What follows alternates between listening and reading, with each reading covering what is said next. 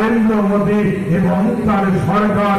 তাই আপনাদের কাছে জানিয়ে রাখি, মমতা বন্দ্যোপাধ্যায় যেভাবে একটার পর একটা উন্নয়ন, সম্মানীয় কর্নল খাঁ মহাশয় এবং নদিয়া জেলার জেলা পরিষদের সভাধিপতি সম্মানীয় আরিফা নদিয়া, আমরা সত্যজিৎকে হারিয়েছি।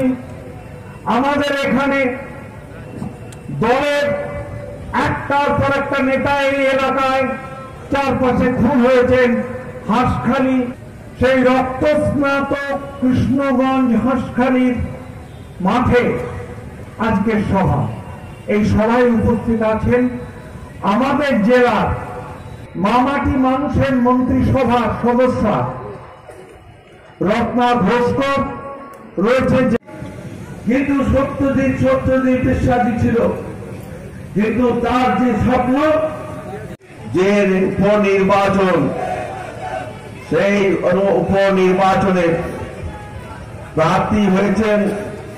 যদি এখনো আমাদের স্টিং নিউজ চ্যানেলটি সাবস্ক্রাইব না করে থাকেন তাহলে এক্ষুনি সাবস্ক্রাইব করুন আর বেল আইকনটি ক্লিক করুন। পেয়ে যান সব খবরের দ্রুত ভিডিও আপডেট।